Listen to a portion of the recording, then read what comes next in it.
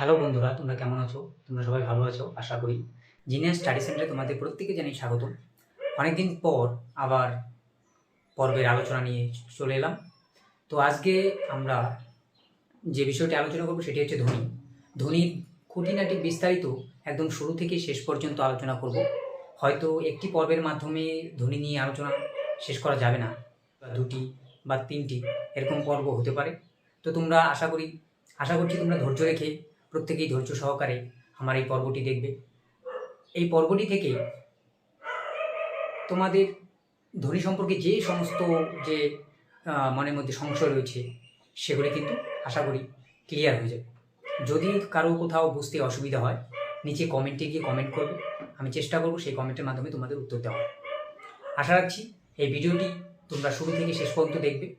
আর video শুরুতেই প্রথমেই বলবো, ভিডিওটি দেখার পাশাপাশি কলম এবং খাতা নিয়ে বসে যাবে, যাতে করে যে তথ্যগুলি আমি দেব সেগুলি সঙ্গে সঙ্গে লিখে নেবে। তাতে করে তোমাদের অনেকটাই সুবিধা হবে। যদি কোথাও বুঝতে অসুবিধা হয় তাহলে কমেন্ট করবে। আমি আশা রাখছি যে এই পর্বের মাধ্যমে তোমাদের ধ্বনি সম্পর্কে সমস্ত ডাউট আমি ক্লিয়ার করতে পারবো। তো যাই হোক, তো চলো ধ্বনির বিস্তারিত আলোচনা শুরু করি। আমি একদম শুরু থেকে আলোচনা করব। শেখার আগে আরেকটি কথা বলবো, যেটা হচ্ছে যে তোমরা এই ধ্বনি করতে গেলে কিছুটা বর্ণ বিশ্লেষণের প্রয়োজন হয়। আমার বর্ণ বিশ্লেষণের একটি পর্ব রয়েছে ভিডিওতে, আমার চ্যানেলে রয়েছে, প্লেলিস্টে যাও, সেখানে গিয়ে দেখবে যে বর্ণ বিশ্লেষণ বলে একটি পর্ব রয়েছে। সেই পর্বটি তোমরা দেখো। সেই পর্বটি একটি স্লাইড ভিডিওর মাধ্যমে করা হয়েছে। তোমরা সেই পর্বটি দেখলে এই ধ্বনি করতে অনেকটাই সুবিধা হবে। ধ্বনি পরিবর্তনে আমাদের অনেকটাই বর্ণ বিশ্লেষণ কিন্তু সাহায্য করবে। তো আশা রাখছি তোমরা সেই ভিডিওটি সকলেই দেখবে। আর হ্যাঁ, ভিডিওটি যদি তোমাদের ভালো লাগে অবশ্যই চ্যানেলটিকে সাবস্ক্রাইব করবে, বেশি বেশি করে শেয়ার করবে এবং লাইক এবং কমেন্ট করবে। কমেন্টের মাধ্যমে তোমরা জানাবে তোমাদের মতামত কীরকম হচ্ছে ক্লাসটি, নাহলে আমি বুঝতে পারবো না যে ক্লাসটি তোমরা বুঝতে পেরেছো কিনা। তো চলো আর কথা না বাড়ি আমাদের পর্ব শুরু করি আমরা। তো দেখো সবাই বন্ধুরা, প্রথমে এখানে আমি লিখেছি ধ্বনিতত্ত্ব। প্রথমে আমাদের জেনে নিতে হবে ধ্বনি কী, ধ্বনির সংজ্ঞাটা জেনে নিতে হবে। দেখো, ধ্বনি কথার আক্ষরিক অর্থ হলো আওয়াজ। ধ্বনি কথার আক্ষরিক অর্থ আওয়াজ। এবার ধ্বনি কী, তাহলে আমরা সংজ্ঞাটা দেখি। ধ্বনি কথার আক্ষরিক অর্থ হলো আওয়াজ। ভাব প্রকাশের উদ্দেশ্যে মানুষ তার বাকযন্ত্রের সাহায্যে যে আওয়াজ সৃষ্টি করে তাকে ধ্বনি বলে। তাহলে ধ্বনির সংজ্ঞা হিসেবে কি বলতে পারি, যে ভাব প্রকাশের উদ্দেশ্যে মানুষ বাকযন্ত্রের সাহায্যে যে আওয়াজ সৃষ্টি করে তাকে কিন্তু ধ্বনি বলা হয়। অর্থাৎ আমরা যে এই বাকযন্ত্রের সাহায্যে যে সমস্ত আওয়াজ করে থাকি, যার অর্থ থাকে, যেটি মনের ভাব প্রকাশ করে, যে আওয়াজটি আমাদের মনের ভাব প্রকাশ করে, যার অর্থ থাকবে সেটাই কিন্তু ধ্বনি হবে। তাহলে তোমাদের মনে একটা প্রশ্নই জাগতে পারে যে সমস্ত আওয়াজ কি তাহলে ধ্বনি? একদমই না। সমস্ত আওয়াজ কিন্তু ধ্বনি নয়। যেমন আমরা ধরে নিই, যদি মনে করি যে কুকুর বিড়াল যে সমস্ত আওয়াজ করে সেটা কিন্তু ধ্বনি নয়। কারণ কি, তাদের যে আওয়াজ তার মধ্যে কিন্তু কোনো অর্থ বা ভাব প্রকাশিত হয় না, কারণ তাদের আমরা আওয়াজটাকে বুঝতে পারি না। সেই জন্য কিন্তু কুকুর বিড়াল পশু পাখির কিন্তু আওয়াজ কিন্তু ধ্বনি নয়। একমাত্র মানুষের বাকযন্ত্র থেকে নিঃসৃত আওয়াজই কিন্তু ধ্বনি। কেন কি, মানুষ সেই আওয়াজের মাধ্যমে তার মনের ভাব অথবা সেই যে ধ্বনি, যে বাকযন্ত্র থেকে ধ্বনি নিঃসৃত হয় সেটি কিন্তু একটা মানে থাকে। সেই জন্য মানুষের বাকযন্ত্র থেকে নিঃসৃত আওয়াজই কিন্তু একমাত্র ধ্বনিরূপে গণ্য হয়। বোঝা গেল? আশা করি তোমরা এইটুকু বুঝতে পেরেছো। তারপরে আমাদের মনে রাখতে হবে বাক ধ্বনি হলো ভাষার প্রাথমিক ও ক্ষুদ্রতম একক। এগুলো কিন্তু দেখো, এগুলো কিন্তু ছোট ছোট অনেক সময় কোশ্চেন হয়, সেই জিনিসগুলো কিন্তু আমি লিখে রেখেছি। সেগুলো কিন্তু তোমাদের খাতায় সঙ্গে সঙ্গে নোট করে নিতে হবে, পাশাপাশি কিন্তু নোট করে নিতে হবে। তাহলে তোমাদের কী হবে, সেগুলো শিখতে ভালো হবে এবং মনে থাকবে। তাহলে বাকধ্বনি হলো ভাষার প্রাথমিক ও ক্ষুদ্রতম একক। মনে রাখতে হবে যে ভাষার প্রাথমিক এবং ক্ষুদ্রতম একক কী, বাকধ্বনি। নেক্সট আমরা শিখব যে ধ্বনির শ্রেণীবিভাগ। আমরা ধ্বনি কত প্রকার ও কী কী এটা জানব। ধ্বনি প্রধানত দুই প্রকার, একটা হচ্ছে বিভাজ্য ধ্বনি, আরেকটি হচ্ছে অবিভাজ্য ধ্বনি। তাহলে কি, ধ্বনির সংজ্ঞা আমরা পেয়ে গেলাম। এবং ধ্বনি কত প্রকার, ধ্বনি হচ্ছে দুই প্রকার, একটা হচ্ছে বিভাজ্য ধ্বনি, আরেকটি হচ্ছে অবিভাজ্য ধ্বনি। তো চলো দেখে নিই বিভাজ্য ধ্বনি কাকে বলে, অবিভাজ্য ধ্বনি কাকে বলে এবং কি ধ্বনি, অবিভাজ্য ধ্বনি এবং বিভাজ্য ধ্বনি সম্পর্কে আমরা বিস্তারিত একটু জেনে নিই। এবার আমরা জেনে নেব যে বিভাজ্য ধ্বনি কাকে বলে এবং বিভাজ্য ধ্বনি কত প্রকার। দেখো, এখানে আমি লিখেছি বিভাজ্য ধ্বনি, যে ধ্বনিকে বিশ্লেষণ করা যায় বা ধ্বনিগুচ্ছ থেকে পৃথক করা যায় তাকে বিভাজ্য ধ্বনি বলে। তাহলে বিভাজ্য ধ্বনি কাকে বলে? যে ধ্বনিকে বিশ্লেষণ করা যায় বা ধ্বনিগুচ্ছ থেকে পৃথক করা যায় তাকে বিভাজ্য ধ্বনি বলে। তাহলে বিভাজ্য ধ্বনি যেমন অমল।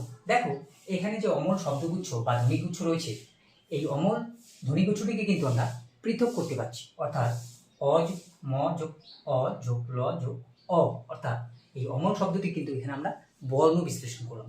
তাহলে দেখো, এখানে কিন্তু অমল ধ্বনিগুচ্ছ থেকে কি বর্ণ বিশ্লেষণ করা যাচ্ছে, অর্থাৎ অমল যে ধ্বনিগুচ্ছটি রয়েছে তাকে কিন্তু পৃথক করা যাচ্ছে। সেই জন্য সংজ্ঞায় কিন্তু আমরা বলেছি যে যে ধ্বনিকে বিশ্লেষণ করা যায় বা ধ্বনিগুচ্ছ থেকে পৃথক করা যায় তাকে বিভাজ্য ধ্বনি বলে। অর্থাৎ যেমন দেখো, অমল যে অমল শব্দগুচ্ছ বা ধ্বনিগুচ্ছ যাই হোক রয়েছে তাকে কিন্তু আমরা পৃথক করতে পারছি, ভেঙে ফেলতে পারছি, অর্থাৎ অ যোগ ম যোগ অ যোগ ল যোগ অ, এই যে পৃথক করা যায়, এই যে পৃথক করা পদ্ধতি, সেই জন্য কিন্তু একে বিভাজ্য ধ্বনি বলা হচ্ছে। এবং এই বিভাজ্য ধ্বনি দুই প্রকার, বিভাজ্য ধ্বনি দুই প্রকারে হয়ে থাকে। কি কি? এক নম্বর হচ্ছে স্বরধ্বনি, দুই নম্বর হচ্ছে ব্যঞ্জন ধ্বনি। এক নম্বর হচ্ছে স্বরধ্বনি, দুই নম্বর হচ্ছে ব্যঞ্জন ধ্বনি। তাহলে বিভাজ্য ধ্বনি কাকে বলে? যে ধ্বনিকে পৃথক করা যায় বা যে ধ্বনিকে বিশ্লেষণ করা যায় বা ধ্বনিগুচ্ছ থেকে পৃথক করা যায় তাকে আমরা বলবো বিভাজ্য ধ্বনি। বিভাজ্য ধ্বনি কত প্রকার? বিভাজ্য ধ্বনি দুই প্রকার, একটা হচ্ছে স্বরধ্বনি আর একটি হচ্ছে ব্যঞ্জন ধ্বনি। এবার আমরা জেনে নিই অবিভাজ্য ধ্বনি এবং কিভাবে বিভাজন করবে বা পৃথক করা যায় বিভাজ্য ধ্বনিকে, সেটাও দেখিয়ে দিলাম। যে অমল শব্দগুচ্ছটিকে বা ধ্বনিগুচ্ছটিকে আমরা কিন্তু এখানে কি ভেঙেছি, অ একটা ম একটা বর্ণ, অ একটা বর্ণ, ল একটা বর্ণ, অ একটা। দেখো, এই যে অমল ধ্বনিগুচ্ছ বা শব্দগুচ্ছ যাই বলো, একে কিন্তু আমরা বর্ণ বিশ্লেষণ বা বিশ্লেষণ করতে পারছি, সেই জন্য কিন্তু এটি বিভাজ্য ধ্বনি। এবার আমরা জেনে নেব অবিভাজ্য ধ্বনি কি বা কাকে বলে। অবিভাজ্য ধ্বনি যে ধ্বনিকে বিশ্লেষণ করা যায় না এবং যে ধ্বনি বিভাজ্য ধ্বনির ধারক বা আধাররূপে কাজ করে তাকে অবিভাজ্য ধ্বনি বলে। অবিভাজ্য ধ্বনি কাকে বলে?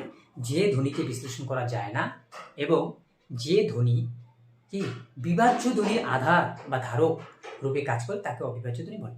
অর্থাৎ অবিভাজ্য ধ্বনিকে কিন্তু বিশ্লেষণ করা যাবে না বা পৃথক করা যায় না।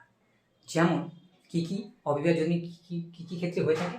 যেমন সুর, লয়, তাল, জ্যোতি, শাসাকার, দৈর্ঘ্য প্রভৃতি, এই সমস্ত ক্ষেত্রে কিন্তু অবিভাজ্য ধ্বনি হয়ে থাকে। যেমন সুরও কি, ধরো আমরা সুর করি, যে কোনো গানে আমরা সুর দিই, সেটা কিন্তু অবিভাজ্য ধ্বনি। যেমন যদু হে, এই যে একটা সুর, এই যে যদু ডাকের মধ্যে হে হে কথাটি তিনবার হয়তো ব্যবহৃত হবে, হে এই করে, এই যে সুর, এটা কিন্তু অবিভাজ্য ধ্বনিতেই একমাত্র হয়, বিভাজ্য ধ্বনিতে কিন্তু হয় না। বিভাজ্য ধ্বনিতে পৃথক করা যায়, কিন্তু অবিভাজ্য ধ্বনিতে কিন্তু পৃথক করা যাবে না ধ্বনিগুচ্ছকে বা বিশ্লেষণ করা যাবে না। এটাই হচ্ছে অবিভাজ্য ধ্বনি। পাশাপাশি আরেকটা কথা তোমাদের মাথায় রাখতে হবে যে বিভাজ্য ধ্বনি এবং অবিভাজ্য ধ্বনি উভয়ই কিন্তু একই সঙ্গে উচ্চারিত হয়, মানে একইভাবে উচ্চারিত হয়, একই সঙ্গে উচ্চারিত হয়। এদের একক উচ্চারণ কোনোভাবেই সম্ভব নয়, এরা কিন্তু একা কখনোই উচ্চারিত হতে পারে না। তাই বলছি, বিভাজ্য ধ্বনি এবং অবিভাজ্য ধ্বনি উভয়ই একই সঙ্গে উচ্চারিত হয়, কিন্তু এদের একক উচ্চারণ কিন্তু কখনোই সম্ভব নয়। মনে রাখতে হবে ভালো করে মাথা। ঠিক আছে, আশা করি তোমরা এই পর্যন্ত বুঝে গিয়েছো। যদি না বুঝতে পারো অবশ্যই কমেন্টে জানাবে, আমি চেষ্টা করব তোমাদের প্রশ্নের উত্তর দেওয়ার। তো আশা করি তোমরা প্রত্যেকেই এই পর্যন্ত বুঝেছো। তাহলে চলো পরের দিকে এগোই। এবার আমরা জানবো স্বরধ্বনি কি এবং স্বরধ্বনি কাকে বলে। স্বরধ্বনির সংজ্ঞা হিসেবে আমরা বলতে পারি যে ধ্বনিকে উচ্চারণ করার জন্য শ্বাসবায়ুকে বাকযন্ত্রে কোথাও বাধা দিতে হয় না তাকে স্বরধ্বনি বলে। স্বরধ্বনি যে ধ্বনিকে উচ্চারণ করার জন্য শ্বাসবায়ুকে বাকযন্ত্রে কোথাও বাধা দিতে হয় না তাকে স্বরধ্বনি বলে। অর্থাৎ যে ধ্বনিকে উচ্চারণ করতে গেলে আমাদের শ্বাসবায়ু বাকযন্ত্রে, অর্থাৎ মুখের ভেতরে যে বাকযন্ত্র, সেই বাকযন্ত্রে কোথাও কোনো রকম বাধা পায় না বা দেয় না, তাকে কিন্তু বলা হয় স্বরধ্বনি। অর্থাৎ স্বরধ্বনিগুলি উচ্চারণকালে আমাদের কিন্তু কি শ্বাসবায়ু কোথাও বাধাপ্রাপ্ত হয় না। একটি ডায়াগ্রামের মাধ্যমে আমি দেখাবো তোমাদের বিষয়টা। তারপর আমরা জেনে নিই প্রতিটি স্বরের উচ্চারণ একই ধরনের, কিন্তু মুখবিবর ও মুখছিদ্রের আকার আকৃতি পার্থক্যের কারণে ভিন্নতা প্রাপ্ত হয়। অর্থাৎ প্রতিটি স্বরের উচ্চারণ প্রায়ই একই ধরনের, কিন্তু আমাদের মুখবিবর এবং মুখছিদ্রের যে আকার আকৃতি এর পার্থক্যের কারণেই কিন্তু এই স্বরগুলির উচ্চারণ ভিন্নতা প্রাপ্ত হয়, অর্থাৎ ভিন্নতা হয়। স্বর মাত্রই স্বরতন্ত্র সৃষ্টি, স্বর মাত্রই কিন্তু স্বরতন্ত্রীতে সৃষ্টি হয়। মনে রাখতে হবে যে কোনো স্বর সেগুলো কিন্তু সমস্ত স্বরই কিন্তু আমাদের স্বরতন্ত্রীতে সৃষ্টি হয়। স্বরের প্রত্যেকটা স্বরের উচ্চারণ প্রায় একই, কিন্তু আমাদের মুখবিবর এবং মুখছিদ্রের যে আকার আকৃতি এর যে আকার আকৃতির পার্থক্য, এই পার্থক্য বা এই ভিন্নতার কারণেই কিন্তু এদের উচ্চারণ ভিন্ন হয়। মনে রাখতে হবে। ঠিক আছে, তো চলো একটি ডায়াগ্রামের মাধ্যমে আমরা দেখে নিই স্বরধ্বনিগুলি কীভাবে উচ্চারিত হয় কোথায়। ঠিক আছে, তাহলে আমরা এই ডায়াগ্রামটির মাধ্যমে একটু দেখে নেব স্বরধ্বনিগুলি কীভাবে উচ্চারিত হয়। প্রথমে রয়েছে এই ডায়াগ্রামটি সম্পর্কে তোমরা অনেকেই পরিচিত আছো। এই ডায়াগ্রামটি কিন্তু একটি পারফেক্ট ডায়াগ্রাম নয়। ঠিক আছে, এটা কল্পনা করে নেওয়া হয় বা ধরে নেওয়া হয়। ই, উ, এ, ও, এ, অ, আ। দেখো এগুলো কি বলবো আমরা সম্মুখ প্রসারিত, অর্থাৎ মুখছিদ্র প্রসারিত হয়। এগুলো উচ্চারণকারী ই, এ, এগুলো উচ্চারণকারী এই ধ্বনিগুলো উচ্চারণ করে আমাদের মুখ প্রসারিত হয়, অর্থাৎ মুখটা সামনের দিকটা প্রসারিত হয়ে যায়। যেমন দেখো আমি যদি উচ্চারণ করি ই, দেখো মুখটা প্রসারিত হয়ে যাচ্ছে। এ, মুখটা প্রসারিত হচ্ছে। তাহলে ই, এ, তোমরা নিজেরাও উচ্চারণ করার চেষ্টা করো বা উচ্চারণ করে দেখো যে মুখটা প্রসারিত হচ্ছে কিনা। সেই জন্য এগুলোকে কিন্তু বলা হচ্ছে সম্মুখ প্রসারিত, অর্থাৎ যেখানে মুখছিদ্র প্রসারিত হয়। ই, এ, এই যে এগুলো উচ্চারণ করতে গেলে দেখো আমাদের মুখটা প্রসারিত হচ্ছে। এবার এদিকে আসি উ, ও, অ। দেখো এইগুলো উচ্চারণ করতে গেলে আমাদের মুখটা কুঞ্চিত হচ্ছে। যেমন উচ্চারণ করে দেখো, উচ্চারণ করার চেষ্টা করো, দেখো মুখটা আমাদের কুঞ্চিত হবে। উ, দেখো মুখটা কুঞ্চিত হচ্ছে। ও, অ, দেখো হচ্ছে কিনা মুখ কুঞ্চিত হচ্ছে। সেই জন্য এগুলোকে বলছে পশ্চাৎ কুঞ্চিত, অর্থাৎ মুখ যেহেতু কুঞ্চিত হচ্ছে এগুলোকে কিন্তু বলা হচ্ছে পশ্চাৎ কুঞ্চিত। আর আ হচ্ছে কেন্দ্রীয় বিবৃত, অর্থাৎ আ দেখো কেন্দ্রীয় বিবৃত। আটা কোথা থেকে হচ্ছে একদম বাকযন্ত্রের কোথা থেকে, কণ্ঠনালী থেকে উচ্চারিত। দেখো এটা হচ্ছে কেন্দ্রীয় বিবৃত। এটাকে বলছি আমরা নিম্ন মধ্য অর্ধ বিবৃত, এটাকে বলছি আমরা উচ্চ মধ্য অর্ধ বিবৃত, আর এটা হচ্ছে উচ্চ সংবৃত। অর্থাৎ ই হচ্ছে উচ্চ সংবৃত সম্মুখ প্রসারিত, উ হচ্ছে উচ্চ সংবৃত পশ্চাৎ কুঞ্চিত। তারপরে রয়েছে আমাদের ই, এ হচ্ছে কি বলবো সম্মুখ প্রসারিত উচ্চ মধ্য অর্ধ সংবৃত। ও হচ্ছে উচ্চ মধ্য অর্ধ সংবৃত পশ্চাৎ কুঞ্চিত। এ সম্মুখ প্রসারিত নিম্ন মধ্য অর্ধ বিবৃত। অ নিম্ন মধ্য অর্ধ বিবৃত পশ্চাৎ কুঞ্চিত। আ হচ্ছে আমাদের কেন্দ্রীয় বিবৃত, আকে বলা হয় কেন্দ্রীয় বিবৃত। তাহলে এগুলি প্রত্যেকটির উচ্চারণ কিন্তু উচ্চারণ অবস্থান অনুসারে সাজানো হয়েছে, একটা ডায়াগ্রাম দিয়ে বোঝানো হয়েছে। তো আশা করি তোমরা এইটুকুন বুঝতে পেরেছো। যদি এতটুকু না বুঝতে পারো, কোনো জায়গায় যদি বুঝতে না পারো, অবশ্যই আমাকে কমেন্টের মাধ্যমে জানাবে, তাহলে আমি বুঝতে পারবো যে তোমরা এই জায়গাটা বুঝতে পারোনি। আমি চেষ্টা করব তোমাদেরকে আরও ভালোভাবে বোঝানো। তো চলো তাহলে আমরা এটা বুঝতে পারলাম যে কি হবে কোনটা। তাহলে আমরা এগুলো লিখে ফেলি, কে কোথায়, কার কোথায় অবস্থান, অর্থাৎ কোন স্বরধ্বনি কোথায় অবস্থান। চলো আমরা লিখে ফেলি। চলো তো দেখো আমি কিন্তু এখানে লিখে ফেলেছি কোন ধ্বনি, কোন স্বরধ্বনি কোথায় অবস্থান করে। ই উচ্চ সংবৃত সম্মুখ প্রসারিত, তোমরাও পারবে, ডায়াগ্রামটি দেখে তোমরা চেষ্টা করো, অবশ্যই পারবে। এ উচ্চ মধ্য অর্ধ সংবৃত সম্মুখ প্রসারিত। এ নিম্ন মধ্য অর্ধ বিবৃত সম্মুখ প্রসারিত। উ উচ্চ সংবৃত পশ্চাৎ কুঞ্চিত। ও উচ্চ মধ্য অর্ধ সংবৃত পশ্চাৎ কুঞ্চিত। অ নিম্ন মধ্য অর্ধ বিবৃত পশ্চাৎ কুঞ্চিত। আ বিবৃত, নিম্ন, কেন্দ্রীয়। এই প্রত্যেকটি স্বর কিন্তু আমাদের মুখ গহ্বরের যে আকার আকৃতি সেই অনুযায়ী কিন্তু অবস্থান করেছে। তো আমাদের আরেকটি জিনিস জেনে রাখতে হবে যে মৌলিক স্বর, বাংলায় মৌলিক স্বর, এই যে মৌলিক স্বর, এই 7টি কিন্তু মৌলিক স্বর রয়েছে। বাংলায় 7টি মৌলিক স্বর আছে, মনে রাখতে হবে। সেগুলি হলো অ, আ, ই, উ, এ, ও, এ। এই যে 7টি মৌলিক স্বর আছে বাংলায় হচ্ছে, এই মৌলিক স্বরগুলি আছে, আমাদেরকে মনে রাখতে হবে ভালো করে। তো এবার আমরা দেখে নিই যে দৈর্ঘ্য অনুযায়ী স্বর 3 প্রকার। দৈর্ঘ্য অনুযায়ী স্বর 3 প্রকার। কী কী? একটা হচ্ছে হর্ষস্বর, দ্বিতীয় নম্বর হচ্ছে দীর্ঘস্বর এবং তৃতীয় নম্বর হচ্ছে প্লুতস্বর। হর্ষস্বর কি? হর্ষস্বর যে স্বরকে উচ্চারণ করতে অপেক্ষাকৃত বেশি সময় লাগে তাকে হর্ষস্বর বলে। কি?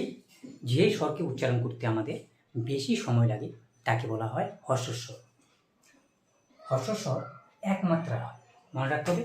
হর্ষস্বর সবসময় এক মাত্রার হয়। নেক্সট হচ্ছে দীর্ঘস্বর। যে স্বরকে উচ্চারণ করতে বেশি সময় লাগে তাকে দীর্ঘস্বর বলে। দীর্ঘস্বর সর্বদা 2 মাত্রার হয়, মনে রাখতে হবে। তাহলে কি? যে স্বরকে উচ্চারণ করতে আমাদের বেশি সময় লাগে তাকে আমরা বলি দীর্ঘস্বর। দীর্ঘস্বর সর্বদা 2 মাত্রা হয়। নেক্সট যেটা রয়েছে প্লুতস্বর। প্রলম্বিত উচ্চারণের স্বরকে প্লুতস্বর বলে। প্লুতস্বর কাকে বলে? প্রলম্বিত উচ্চারণের স্বরকে প্লুতস্বর বলে। প্লুতু কথার অর্থ প্লাবিত। প্লুতু কথার অর্থ হচ্ছে প্লাবিত। এদের মাত্রা হয় 3 বা ততোধিক, অর্থাৎ প্লুতস্বর 3 বা ততোধিক মাত্রা হয়ে থাকে। এই যে সংজ্ঞাগুলো আমি লিখছি, তোমরা কিন্তু কলম দিয়ে খাতায় কিন্তু লিখে রাখতে পারো, কেন কি তোমাদের এগুলো পরে কাজে লাগবে। প্রত্যেকটা জিনিসই তোমরা, আশা রাখছি তোমরা খাতায় সুন্দরভাবে লিখে রাখবে এবং সেখান থেকে স্টাডি করবে, তাহলে তোমাদের জিনিসটা ভালো করে মনে থাকবে। যদি একবারে বুঝতে না পারো তাহলে ভিডিওটি 2-3 বার দেখো। আমি আশা রাখছি তোমরা অবশ্যই বুঝবে। আমি চেষ্টা করব তোমাদের বোঝানো। যদি তোমরা মনোযোগ সহকারে ক্লাসটি স্কিপ না করে দেখো, তোমরা ধ্বনি কিন্তু বুঝবেই। তো চলো আমরা পরের আলোচনায় যাই। এবার আমরা জেনে নেব অর্ধস্বর।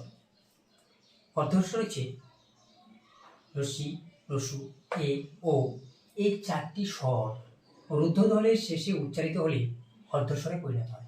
অর্থাৎ রস্যি, রস্যু, এ, ও এই 4টি স্বর যখন রুদ্ধধ্বনির শেষে বসে তখন কিন্তু সেটি অর্ধস্বরে পরিণত হয়। রুদ্ধধ্বনির শেষে বসে অর্ধস্বর হয়, পরিণত হয়। যেমন দেখো বই, বই, তুই, নেই, বউ, যাও, খাও প্রভৃতি।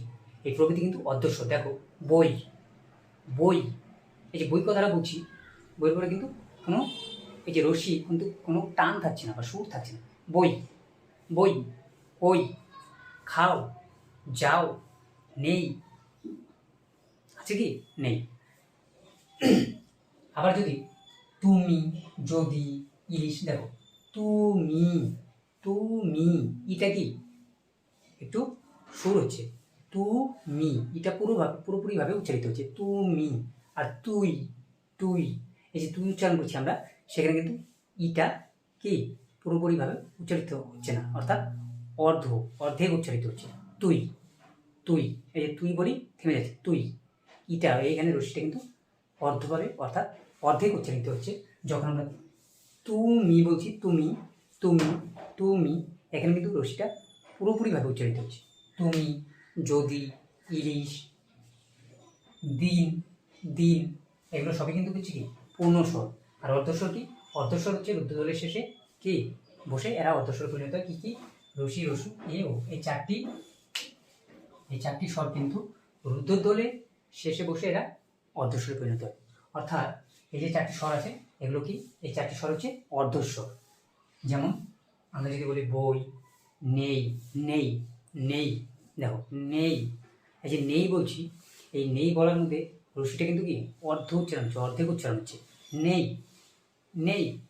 এবার যদি আমরা পূর্ণ স্বরে দেখি রশ্মিটা, তুমি, তুমি, তুমি, এই যে ইটা দেখো পুরোপুরিভাবে উচ্চারিত হচ্ছে, তুমি, তুমি। আর বইয়ের মধ্যে কি বাড়াতে পারছি আমরা? বই, আমরা তো বলি না বই, এরকম বলি বই। তুমি, তুমি শব্দটাকে কি, তুমিটাকে আমরা টানলে বড় করতে পারবো, তুমি একটু প্রলম্বিত করতে পারবো, কিন্তু বই, নেই, খাও, যাও এগুলো কিন্তু কি প্রলম্বিত করা যাবে না, অর্থাৎ প্লাবিত লম্বা সুর করা যাবে না, সেই জন্য এগুলো হচ্ছে অর্ধস্ব। রসি এবং এ অন্তস্থ বয়ের অন্তস্থ জয়ের মতো উচ্চারিত। রসি এবং এ অন্তস্থ জয়ে উচ্চারিত হয়, যেমন ইংরেজি অক্ষর ওয়াইয়ের মতো উচ্চারিত হয়, ওয়াই। এগুলোকে বলে সেমি ভয়েল, ইংরেজিতে এদের বলে সেমি ভয়েল, অর্থাৎ অর্ধ উচ্চারিত হয়। রসি এবং এ কার মতো উচ্চারিত হয়? অন্তস্থ জ। আর রসু এবং ও অন্তস্থ বয়ের মতো উচ্চারণ হয়, ইংরেজি অক্ষর ডাব্লু, ডাব্লু এর মতো উচ্চারিত হয়।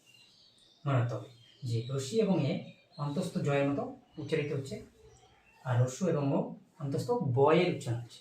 ঠিক আছে, এবার আমরা আসি যৌগিক স্বর কাকে বলে। যৌগিক স্বর কি? একাধিক স্বর পাশাপাশি মিলিতভাবে উচ্চারিত হলে তাকে যৌগিক স্বর বলে। কি বললাম? একাধিক স্বর পাশাপাশি মিলিতভাবে উচ্চারিত হলে তাকে যৌগিক স্বর বলে। যৌগিক স্বর বিভিন্ন প্রকারে হয়ে থাকে, যেমন দ্বিস্বর, ত্রিস্বর, চতুস্বর, পঞ্চস্বর, এগুলো কিন্তু কি সবই যৌগিক স্বর। সুনীতি কুমার চট্টোপাধ্যায়ের মতে যৌগিক স্বর হচ্ছে 25টি। মনে রাখতে হবে, সুনীতি কুমার চট্টোপাধ্যায়ের মতে যৌগিক স্বর হলো 25টি। যেমন আমরা কয়েকটি দ্বিস্বরের উদাহরণ দেবো এখন। দ্বিস্বর, ত্রিস্বর, চতুস্বর, পঞ্চস্বর এগুলো উদাহরণ দেবো, চলো দেখে নিই আমরা সেই উদাহরণগুলো। দেখো যে দ্বিস্বরগুলি কি, যেমন দেখো এখানে লিখেছি আমি দ্বিস্বর, এই, আই, উই, আও প্রভৃতি হচ্ছে দ্বিস্বর। এবং ত্রিস্বর জাইয়া, এই জাইয়া, জাইয়া যে শব্দটি আছে সেটিকে জাইয়া অর্থাৎ আইয়া। দেখো জাইয়া শব্দটিকে ভাঙে এই আইয়া, আইয়া এই ত্রিস্বরটি আসে, অর্থাৎ জ, আ, ই, আ। তাহলে কি আসলো? যে আইয়া হলো। তাহলে যাইয়া কি আইয়া, তিনটি স্বর রয়েছে, তিস্বর। চতুস্বর খাওয়াইয়া, আওয়াইয়া, একইভাবে আও, আ, ই, আ। পঞ্চস্বর, এখানে কিন্তু পঞ্চস্বর আছে। তাহলে যাইয়া, খাওয়াইয়া এসবই কিন্তু এগুলো কি দ্বিস্বর, তিস্বর এবং চতুস্বর, পঞ্চস্বরের উদাহরণ। এবার আলোচনা করব ব্যঞ্জন নিয়ে। ব্যঞ্জন কি? ব্যঞ্জন কথার আক্ষরিক অর্থ হল প্রকাশ। তাহলে ব্যঞ্জন কথার আক্ষরিক অর্থ কি? প্রকাশ। এবং ব্যঞ্জন কথার আরেকটি অর্থ হলো ব্যঞ্জন মানে খাবার। তাহলে ব্যঞ্জন কথার অর্থ হলো আক্ষরিক অর্থ হলো প্রকাশ, আরেকটা ব্যঞ্জন কথার অর্থ হচ্ছে খাবার, যেটা খাবার তরকারি বলি আমরা, সেই ব্যঞ্জন কথা। তাহলে ব্যঞ্জনের সংজ্ঞাটা একটু আমরা দেখি। যে ধ্বনিকে উচ্চারণ করার জন্য শ্বাসবায়ুকে বাকযন্ত্রের মধ্যে পূর্ণ বা আংশিক বাধা দিতে হয় এবং শ্বাসবায়ু সেই বাধা অতিক্রম করে প্রবাহিত হয়, তাকে ব্যঞ্জন বলে। তাহলে ব্যঞ্জন কাকে বলে? ব্যঞ্জন যে ধ্বনিকে উচ্চারণ করার জন্য শ্বাসবায়ুকে বাকযন্ত্রের কোথাও পূর্ণ বা আংশিক বাধা দিতে হয় এবং শ্বাসবায়ু সেই বাধা অতিক্রম করে প্রবাহিত হয়, তাকে ব্যঞ্জন বলে। অর্থাৎ ব্যঞ্জন ধ্বনি উচ্চারণের সময় শ্বাসবায়ু আমাদের বাকযন্ত্রের কোথাও না কোথাও পূর্ণ বা আংশিক বাধা পাবে এবং আংশিক বাধা বা পূর্ণ বাধা পাওয়ার পরে সেই শ্বাসবায়ু কিন্তু কি সেই বাধাকে অতিক্রম করে প্রবাহিত হবে, প্রবাহিত হয়ে কি প্রবাহিত হয়, সেই যে বাধাটাকে অতিক্রম করে শ্বাসবায়ু প্রবাহিত হয়, এটাই হচ্ছে কিন্তু ব্যঞ্জন। অর্থাৎ ব্যঞ্জনের ক্ষেত্রে কিন্তু কী হবে? ব্যঞ্জন ধ্বনির ক্ষেত্রে যে আমাদের শ্বাসবায়ু যেটা আছে সেটা বাকযন্ত্রের কোনো একটা জায়গায় পূর্ণভাবে বা আংশিকভাবে বাধাপ্রাপ্ত হবে এবং আমাদের শ্বাসবায়ুটা, সেই শ্বাসবায়ুটা কি সেই বাধা অতিক্রম করে প্রবাহিত হবে। মনে রাখতে হবে। বাধার প্রকৃতি অনুসারে ব্যঞ্জন 3 প্রকার। প্রশ্ন হতেই পারে বাধার প্রকৃতি অনুসারে ব্যঞ্জন কত প্রকার? 3 প্রকার। তাহলে বাধার প্রকৃতি অনুসারে ব্যঞ্জন হচ্ছে 3 প্রকার। কি কি? একটা হচ্ছে স্পর্শ ব্যঞ্জন, 2 নম্বর হচ্ছে উষ্ণ ব্যঞ্জন এবং 3 নম্বর হচ্ছে অন্তস্থ ব্যঞ্জন। কি কি বললাম? স্পর্শ ব্যঞ্জন, উষ্ণ ব্যঞ্জন এবং অন্তস্থ ব্যঞ্জন। তো স্পর্শ ব্যঞ্জন যে ধ্বনিকে উচ্চারণ করার জন্য বাকযন্ত্রের উচ্চারক অঙ্গ বা সক্রিয় অঙ্গ উচ্চারণ স্থানকে স্পর্শ করে এবং তার ফলে শ্বাসবায়ু ক্ষণিকের জন্য পূর্ণ বাধা পায় তাকে স্পর্শ ব্যঞ্জন বলে। অর্থাৎ যে ধ্বনিকে উচ্চারণ করার জন্য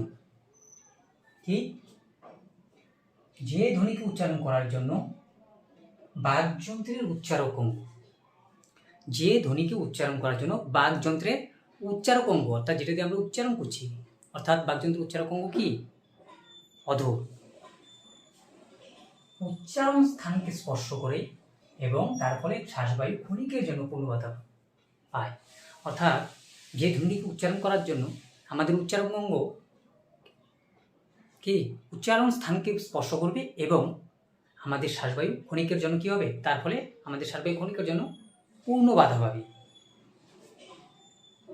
পূর্ণ বাধা পায় তাকে স্পর্শ ব্যঞ্জন বলে। অর্থাৎ যে ধ্বনিকে উচ্চারণ করার জন্য বাকযন্ত্রের উচ্চারক অঙ্গ উচ্চারণ স্থানকে স্পর্শ করে এবং তার ফলে শ্বাসবায়ু ক্ষণিকের জন্য পূর্ণ বাধাপ্রাপ্ত হয় তাকে স্পর্শ ব্যঞ্জন বলে। তাহলে কি ক থেকে ম পর্যন্ত, অর্থাৎ ক থেকে প পর্যন্ত, ম পর্যন্ত যে আমাদের 25টি ব্যঞ্জন রয়েছে, 25টি স্পর্শ ব্যঞ্জন রয়েছে। ক থেকে ম পর্যন্ত আমাদের 25টি স্পর্শ ব্যঞ্জন রয়েছে। তার মধ্যে 23টি স্পর্শ ব্যঞ্জন গণ্য। ইয় এবং মূর্ধন্য ন এই দুটিকে বাদ দিয়ে এই দুটিকে কিন্তু কি ধরা হয় না, অর্থাৎ বাংলায় এর কি উচ্চারণ নেই। অর্থাৎ ক থেকে ম পর্যন্ত 25টি স্পর্শ ব্যঞ্জনের মধ্যে 23টি স্পর্শ ব্যঞ্জন কিন্তু কি গণ্য হয়। ক থেকে ম পর্যন্ত 25টি স্পর্শ ব্যঞ্জন রয়েছে, তার মধ্যে 23টি গণ্য। পরীক্ষায় আসলে তোমরা 23টি কিন্তু আনসার করবে। ঠিক আছে? ইয় এবং মূর্ধন্য ন বাদ দিয়ে এদেরকে ধরা হয়। এই ক থেকে ম পর্যন্ত কয়টি ব্যঞ্জন আছে? 25টি। ক থেকে ম এই বর্গটিকে বলা হয় ক বর্গ, অর্থাৎ এটা হচ্ছে ক বর্গ, এটা খ বর্গ, এটা ট বর্গ, এটা ট বর্গ, এটা প বর্গ। তাহলে এই ক খ গ ঘ এই ব্যঞ্জনটিকে বলা হয় কণ্ঠ, অর্থাৎ এদের উচ্চারণ স্থান কণ্ঠ। চ ছ ছ ছ গ ছ ইয় এদের উচ্চারণ হচ্ছে তালুতে, তাই এদের বলা হয় তালব্য ব্যঞ্জন। ট ঠ ড ঢ মূর্ধন্য এদের উচ্চারণ মূর্ধায়, তাই এদের মূর্ধন্য ব্যঞ্জন বলা হয়। ত থ দ ধ দ ধ দন্তান্ন এদের উচ্চারণ দন্ত, কারণ এদের দাঁতে উচ্চারিত হয়। প ফ ব ভ ম এদের উচ্চারণ ওষ্ঠ বা ওষ্ঠ উচ্চারিত হয় বলে এদের ওষ্ঠ ব্যঞ্জন বলা হয়। এবার আমি বোঝাচ্ছি কেন এদের কণ্ঠ ব্যঞ্জন বলা হয়। দেখো ক ক ক তোমরা উচ্চারণ করার চেষ্টা করো, খালি উচ্চারণ করো না, উচ্চারণ করার চেষ্টাটা করো, দেখো বুঝতে পারবে উচ্চারণটা ঠিক কোথা থেকে হচ্ছে, একদম কণ্ঠনালী থেকে, অর্থাৎ কণ্ঠ বা স্নিগ্ধতাল থেকে। ক ক খ খ গ গ। তাহলে প্রত্যেকটা উচ্চারণ কিন্তু কি আমাদের কণ্ঠ থেকে উচ্চারিত হচ্ছে, তাহলে সেই জন্য কিন্তু এই বর্গটিকে বলা হচ্ছে কণ্ঠ। এদের উচ্চারণ স্থান বলা হয়েছে কণ্ঠ। ক খ গ ঘ ম এই প্রত্যেকটার উচ্চারণ হচ্ছে কণ্ঠে, তাই এদের বলা হয় কণ্ঠ। কণ্ঠ এদের উচ্চারণ স্থান হচ্ছে কণ্ঠ। এবার আসি পরেরটা চ বর্গ। চ বর্গের উচ্চারণ স্থান হচ্ছে তালব্য, অর্থাৎ এদের উচ্চারণ তালুতে দেখো, বলার চেষ্টা করো, চ চ চ, আমাদের জিভটা কি হচ্ছে, তালুতে গিয়ে স্পর্শ হচ্ছে একটা এরকম।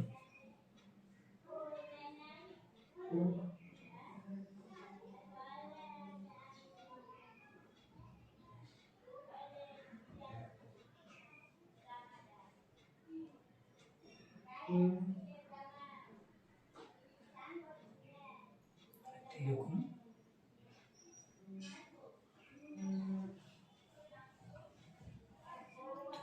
এখানে ধরে নিই।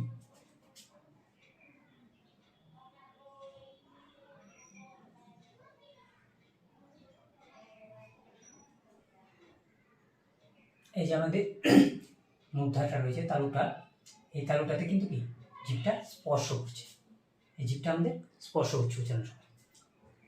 চ ছ জ ঝ ঞ ঞ, এই যে প্রত্যেকটা উচ্চারণ কিন্তু কি আমাদের জিভটা কোথায়, তালুতে স্পর্শ হচ্ছে, তাই এদের তালুক ব্যঞ্জন বলে। পরেরটা ট বর্গ, ট বর্গতে ট ঠ ড ঢ ধন্য ন, দেখো উচ্চারণ করো, ট ট ট, কোথায় উচ্চারণ হচ্ছে, মূর্ধায়, অর্থাৎ তালুতে নয় কিন্তু মূর্ধা, আমাদের যে মূর্ধা কোথায় থাকে, এই জায়গাটা মূর্ধায় উচ্চারিত হচ্ছে, অর্থাৎ উচ্চারণ করো, ট ট ঠ ড ঢ, দেখো জিভটা আমার কোথায়, তালুতে এইরকম ভাবে জিভটা স্পর্শ করছে, অর্থাৎ এরকম ভাবে জিভটা কিন্তু উল্টে যাচ্ছে অনেকটা, জিভটা উল্টে যাচ্ছে এরকম উচ্চারণ করার সময়, দেখো জিভটা উল্টে যাবে, বলার উপক্রম করো না বলে ট ট, জিভটা কি হচ্ছে এরকম উল্টে যাচ্ছে, এরকম উল্টে যাচ্ছে, চ ছ ড, প্রত্যেকটা কিন্তু কি উচ্চারণ ক্ষেত্রে জিভটা আমাদের অনেকটা উল্টে যাচ্ছে, অর্থাৎ মূর্ধায় স্পর্শ হচ্ছে, সেই জন্য এদের বলা হয় মূর্ধন্য ব্যঞ্জন। তারপর যেটা আছে ত বর্গ, ত বর্গতে প্রত্যেকটা উচ্চারণ করো, ত ত থ দ ধ দন্তান্ন, দেখো আমাদের জিভ কোথায় স্পর্শ করছে, কি দাঁতের গোড়ায়, একদম দাঁতে নয়, একটা দাঁতের গোড়ায়, তাই জন্য এদেরকে কিন্তু বলা হয় দন্ত বা দন্তমূলীয় বলা হয়, অর্থাৎ দাঁতে স্পর্শ করছে। ত, তাই ত বর্গকে বলা হয় দন্ত ব্যঞ্জন, ত থ দ ধ এদেরকে কি বলা হয়, দন্ত ব্যঞ্জন। প বর্গ, প ফ ব ভ ম, দেখো প্রত্যেকটার উচ্চারণ, ঠোঁট, আমাদের ঠোঁট দুটো কি হচ্ছে, প বলার সময় দেখো প প প, ঠোঁট স্পর্শ করছে, অর্থাৎ ঠোঁটে যখন স্পর্শ করছে, যে ব্যঞ্জনগুলি ঠোঁটে স্পর্শ হচ্ছে সেগুলিকে বলা হয় ওষ্ঠ ব্যঞ্জন, অর্থাৎ আমাদের ওষ্ঠতে স্পর্শ হচ্ছে, প ফ ব ভ ম, দেখো প ফ ব ভ ম, প্রত্যেকটি উচ্চারণ সময় আমাদের ঠোঁট স্পর্শ হচ্ছে, ঠোঁটে ঠোঁটে উচ্চারিত হচ্ছে, ঠোঁটে ঠোঁটে স্পর্শ হচ্ছে, এই জন্য এদেরকে বলা হয় ওষ্ঠ ব্যঞ্জন, এই জন্য ত বর্গকে বলা হয় ওষ্ঠ ব্যঞ্জন। বোঝা গেল? আশা করি তোমরা বুঝতে পারছো। যদি না বুঝতে পারো কোথাও, কমেন্টে গিয়ে অবশ্যই জানাবে। যদি ভিডিওটি ভালো লাগতে শুরু করে অবশ্যই লাইক কমেন্ট এবং শেয়ার করবে, চ্যানেলটিকে সাবস্ক্রাইব করবে এবং আশেপাশে বন্ধু বান্ধবীদের শেয়ার করবে, যাতে করে তারাও পরবর্তী থেকে উপকৃত হয়। তো চলো পরের আলোচনা দেখি কি আছে।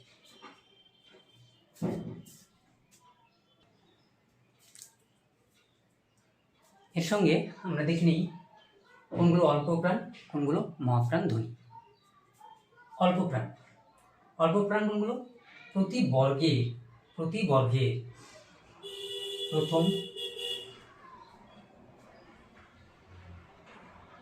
তৃতীয়, পঞ্চম হচ্ছে অল্প প্রাণ, অর্থাৎ প্রথম, তৃতীয়, পঞ্চম অল্প প্রাণ, আর দ্বিতীয় এবং চতুর্থ হচ্ছে মহাপ্রাণ। মনে রাখতে হবে কি, বর্গের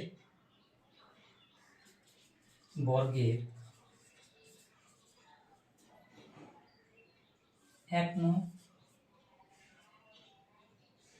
3 ম এবং 5 ম অল্প প্রাণ। অল্প প্রাণ কি বললাম? বর্গের 1 ম অর্থাৎ ক বর্গ,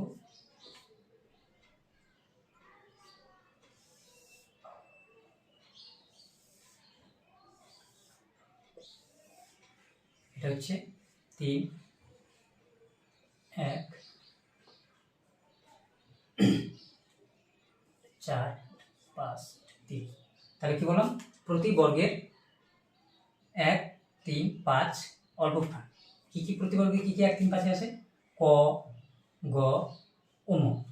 এই ক, গ, উম এই 3টি বর্গ কিন্তু কি অল্প প্রাণ। তাহলে অল্প প্রাণ কোনগুলোর মধ্যে পড়ছে?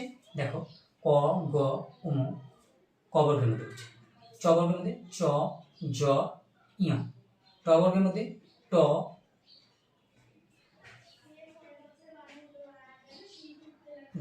ড, মূর্ধন্য। ত বর্গে ত, দ, মূর্ধন্য। প বর্গে প, ব, ম। এগুলো সবই হচ্ছে অল্প প্রাণ। আর মহাপ্রাণ কোনগুলো? মহাপ্রাণ হচ্ছে প্রতি বর্গে 2 আর হচ্ছে 4। 2 আর হচ্ছে 4 হচ্ছে মহাপ্রাণ। তাহলে মহাপ্রাণ কোনগুলো? প্রতি বর্গে 2, 4। এই যে খ, ছ, ঠ, থ, ফ, আর এটি হচ্ছে খ, ছ, ঢ, ধ, ভ। এগুলো হচ্ছে কি মহাপ্রাণ। তাহলে কি বললাম? যে প্রতি বর্গের 1 ম, 3 ম এবং 5 ম হচ্ছে অল্প প্রাণ ধ্বনি, আর 2 ম এবং 4 ম হচ্ছে মহাপ্রাণ ধ্বনি।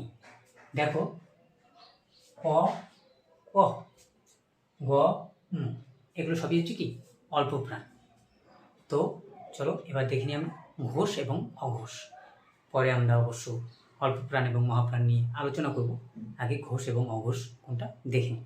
অঘোষ ব্যঞ্জন। অঘোষ হচ্ছে প্রতি বর্গের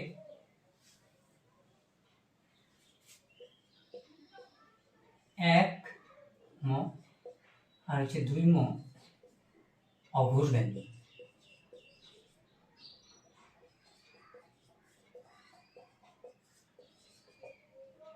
আর ঘোষ ব্যঞ্জন তাহলে কোনগুলো? ঘোষ ব্যঞ্জন হচ্ছে প্রতি বর্গের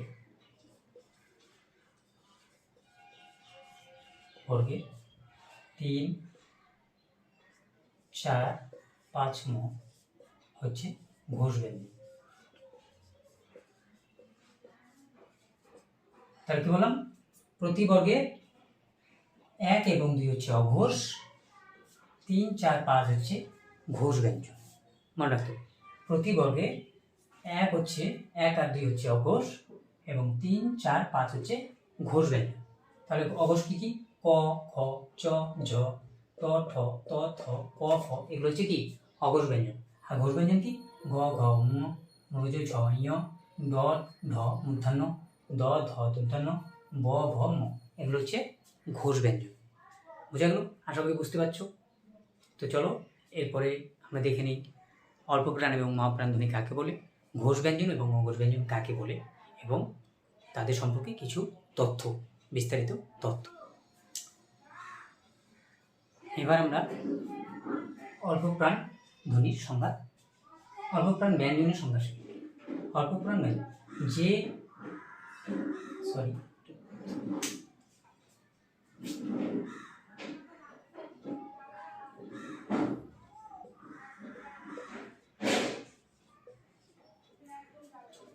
যে ব্যঞ্জনকে উচ্চারণ করতে অল্প পরিমাণ শ্বাসবায়ু প্রবাহিত হয়। যে ব্যঞ্জনকে উচ্চারণ করতে অল্প পরিমাণ শ্বাসবায়ু প্রবাহিত হয় তাকে অল্প প্রাণ ধ্বনি, অল্প প্রাণ ব্যঞ্জন বলে। অল্প প্রাণ ব্যঞ্জন কোনগুলো? প্রতি বর্গে 1 এবং 3য় এছাড়াও 5ম অল্প প্রাণ ব্যঞ্জন, অর্থাৎ 1, 3, 5 এই 3টি কিন্তু অল্প প্রাণ ব্যঞ্জন। বর্গের, বর্গ বলতে যে 5টি বর্গ দেখেছিলাম ক থেকে ম পর্যন্ত, সেই বর্গের প্রথম, তৃতীয় এবং পঞ্চম বর্গটি হচ্ছে অল্প প্রাণ। মহাপ্রাণ যে ব্যঞ্জনকে উচ্চারণ করার সময় অপেক্ষাকৃত বেশি পরিমাণ শ্বাসবায়ু প্রবাহিত হয় তাকে মহাপ্রাণ ব্যঞ্জন বলে। মহাপ্রাণ ব্যঞ্জন কোনগুলো? প্রতি বর্গের 2 এবং 4 হচ্ছে প্রতি বর্গে কি 2 এবং 4 হলো মহাপ্রাণ ব্যঞ্জন, অর্থাৎ প্রতি বর্গের 2 এবং 4 দ্বিতীয় এবং চতুর্থ বর্গটি হচ্ছে কি মহাপ্রাণ ব্যঞ্জন। এরপর আমরা দেখে নিই ঘোষ ব্যঞ্জন কাকে বলে। যে ব্যঞ্জনকে উচ্চারণ করার সময় স্বরতন্ত্রীর কম্পনের ফলে এক প্রকার গুরু গম্ভীর সুর সৃষ্টি হয় তাকে ঘোষ ব্যঞ্জন বলে। ঘোষ ব্যঞ্জন কাকে বলে? যে ব্যঞ্জনকে উচ্চারণ করার সময় স্বরতন্ত্রীর কম্পনের ফলে এক প্রকার গুরু গম্ভীর সুর সৃষ্টি হয় তাকে ঘোষ ব্যঞ্জন বলে। ঘোষ ব্যঞ্জন কোনগুলি? প্রতি বর্গের শেষ 3টি, অর্থাৎ কটি বর্গ আছে আমাদের? 5টি। ক, খ, গ, ঘ, ঙ, এই 5টি তো। তাহলে প্রতি বর্গের শেষ 3টি, অর্থাৎ এই 3টি হচ্ছে কি ঘোষ ব্যঞ্জন, অর্থাৎ গ, ঘ ও ম, এই যে বর্গগুলি রয়েছে সেগুলি হচ্ছে ঘোষ ব্যঞ্জন। আর অঘোষ ব্যঞ্জন কোনগুলো? প্রতি বর্গের প্রথম 2টি ব্যঞ্জন, অর্থাৎ এই বর্গটি হচ্ছে অঘোষ, এই হচ্ছে ঘোষ। তাহলে প্রতি বর্গের প্রথম এবং দ্বিতীয় হচ্ছে অঘোষ ব্যঞ্জন, তৃতীয় চতুর্থ পঞ্চম হচ্ছে ঘোষ ব্যঞ্জন। বোঝা গেল? আশা করি তোমরা প্রত্যেকে বুঝতে পারছো। তো চলো এরপরে আমরা দেখি অঘোষ ব্যঞ্জনের সংজ্ঞা। এবার হচ্ছে অঘোষ ব্যঞ্জন। যে ব্যঞ্জনকে উচ্চারণ করার সময় স্বরতন্ত্রী কম্পনের ফলে কোনো গুরু গম্ভীর সুর সৃষ্টি হয় না তাকে অঘোষ ব্যঞ্জন বলে। অর্থাৎ যে ব্যঞ্জনকে উচ্চারণ করার সময় স্বরতন্ত্রী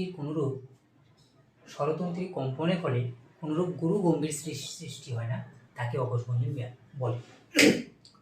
অর্থাৎ অঘোষ ব্যঞ্জন যখন উচ্চারিত হয় তখন আমাদের স্বরতন্ত্রীতে কোনো রকম গুরু গম্ভীরতা দেখা যায় না বা সৃষ্টি হয় না, তাকে কিন্তু কি বলে? অঘোষ ব্যঞ্জন বলে। যেমন প্রতি বর্গের বললাম আমি, প্রতি বর্গের প্রথম এবং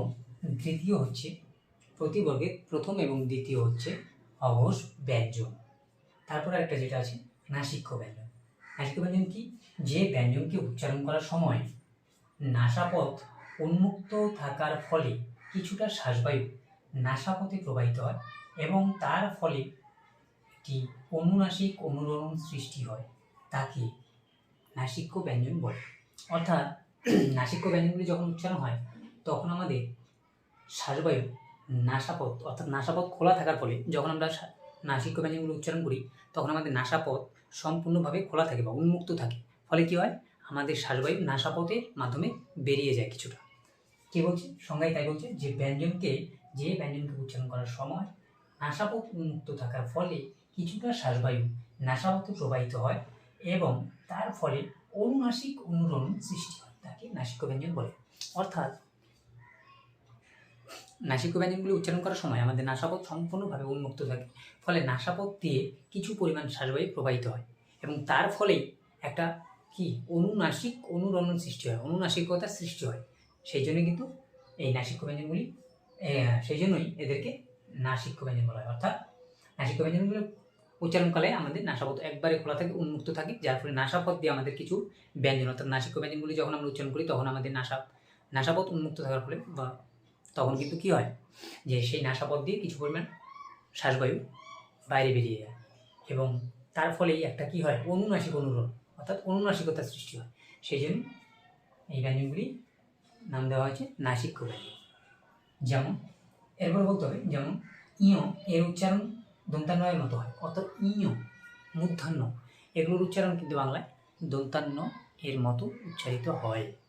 যেমন দেখাচ্ছি একটা জিনিস, যেমন ধরো কাঞ্চন, এই কাঞ্চন শব্দটা ভাঙলে আমরা কীভাবে উচ্চারণ করি? কাঞ্চন। দেখো কাঞ্চন, এখানে কি ইয়র উচ্চারণ হচ্ছে না, ইয়র উচ্চারণটা কি কার মতো হচ্ছে? দন্তান্নর মতো হচ্ছে, অর্থাৎ কাঞ্চন। সেই জন্য বলা হয়েছে যে ইয় এর উচ্চারণ দন্তান্নের মতো হয়। ইয় এবং মূর্ধন্য ন এর উচ্চারণ কিন্তু বাংলায় নেই, বাংলায় এর উচ্চারণ নেই, এরা দন্তান্ন রূপেই উচ্চারিত হয়। যেমন বললাম কাঞ্চন, কাঞ্চন, এই নিয়টা কিন্তু দন্তান্ন রূপে এখানে উচ্চারিত হয়েছে। বুঝতে পারো? তাহলে আশা করি তোমরা বুঝতে পারছো। যদি ভিডিওটি ভালো লাগতে শুরু করে তোমরা কিন্তু অবশ্যই চ্যানেলটিকে সাবস্ক্রাইব করে রাখবে এবং কমেন্ট করবে, লাইক করবে, বেশি বেশি করে শেয়ার করবে, যাতে করে আমিও নতুন নতুন পর্ব খুব শীঘ্র নিয়ে আসতে পারি। আমি চেষ্টা করবো এখন থেকে প্রত্যেকটা পর্ব সময় মতো দেওয়ার, যেহেতু এগুলো ধ্বনিতত্ত্বের একদম গোড়ার বিষয়, সেই জন্যই হয়তো এত লেখালেখি করতে হচ্ছে। তোমরা হয়তো সংজ্ঞাগুলো অনেকেই অনেক রকমভাবে জানো, তো আমি আশা করছি যে তোমরা প্রত্যেকেই সংজ্ঞাগুলো সহ আলোচনাটি খাতার মধ্যে সুন্দরভাবে লিখে রাখবে, যাতে করে তোমাদের পরবর্তীতে এগুলো কাজে লাগে। এবং তোমরা যদি প্রত্যেকেই কোনো রকম স্কিপ না করে ভিডিওটা দেখো মনোযোগ দিয়ে, তাহলে কিন্তু বুঝতে অসুবিধা হবে না। যদি কোথাও কোনো রকম বুঝতে অসুবিধা হয়, তোমরা কিন্তু কমেন্টে গিয়ে কমেন্ট করে জানাবে এবং ভিডিওটা কেমন লাগলো, কীভাবে বুঝতে পারলে, কীরকম বুঝতে পারলে সে বিষয়েও মতামত জানাতে পারো। আমি তোমাদের অবশ্যই আনসার দেব। তাহলে এরপরে চলো আমরা পরে আলোচনায় যাই। এখানে কিছু গুরুত্বপূর্ণ তথ্য আমি লিখেছি, তোমরা খাতায় নোট করে রাখবে। চ ছ ছ ছ এদের ভৃষ্টধ্বনি বলে। ট ঠ ড ঢ এদের অপর নাম হচ্ছে প্রতিবেষ্টিত বা প্রতিবেষ্টিত। ত থ দ ধ এরা প্রকৃতপক্ষে হচ্ছে দন্তমূলীয় ধ্বনি ব্যঞ্জন। অ ফ ব ভ দ্বি ওষ্ঠ ব্যঞ্জন। অন্তস্থ জ বয়সন্ড ল ব অন্তস্থ ব্যঞ্জন। বয়সন্ড ল তরল ব্যঞ্জন বা এদের তরল স্বর বলা হয়। একদম গুরুত্বপূর্ণ তথ্য প্রত্যেকটাই। তাহলে অন্তস্থ জ বয়সন্ড ল ব হ এরা হচ্ছে ঘোষ ব্যঞ্জন, আর বয়সন্ড হচ্ছে কম্পনজাত ধ্বনি। এই প্রত্যেকটা কিন্তু গুরুত্বপূর্ণ তথ্য, তোমরা প্রত্যেকেই খাতার মধ্যে লিখে রাখতে পারো। এগুলো কিন্তু তোমাদের অনেক কাজে লাগবে, এগুলো অন্যান্য পরীক্ষার জন্য গুরুত্বপূর্ণ, মনে রাখতে পারো। এরপরেও আরও অনেক আলোচনা করব তথ্য নিয়ে। তো এই পর্যন্ত তোমরা কে কোথায় বুঝতে পেরে না অবশ্যই কমেন্টের মাধ্যমে জানাবে। যদি ভিডিওটি ভালো লাগে, আমি আবারও বলছি, ভিডিওটি ভালো লাগলে চ্যানেলটিকে সাবস্ক্রাইব করবে এবং বন্ধুবান্ধবদের শেয়ার করবে এবং অবশ্যই লাইক করবে যদি ভালো লেগে থাকে, যদি বুঝতে পেরে থাকো। আশা রাখছি পরবর্তী ভিডিওতে আরও সুন্দরভাবে তোমাদের বোঝানোর চেষ্টা করবো এবং ধ্বনি পরিবর্তন হয়তো বা আরও 2-4টি টপিক হবে, কারণ একটার মধ্যে শেষ করা সম্ভব নয়। যেহেতু আমি বলছি খুঁটিনাটি সমস্ত রকম তোমাদের জিনিস আমি করাবো, সেই জন্য কিন্তু একটু ভিডিওগুলো লম্বা হচ্ছে এবং 2-3টে পর্ব হবে। তো তোমরা প্রতিটি পর্বই যদি একদম শুরু থেকে দেখো, তাহলে ধ্বনির ব্যাপারে যে তোমাদের ডাউট সেগুলো কিন্তু আর থাকবে না, আমি আশা রাখছি। তো যাই হোক, আজকের ভিডিওটি আর বড় বলব না, এমনিতেই অনেকটা লম্বা হয়ে গেছে। তো চলো এই পর্যন্ত শেষ করছি। সবাই ভালো থাকবে, সুস্থ থাকবে।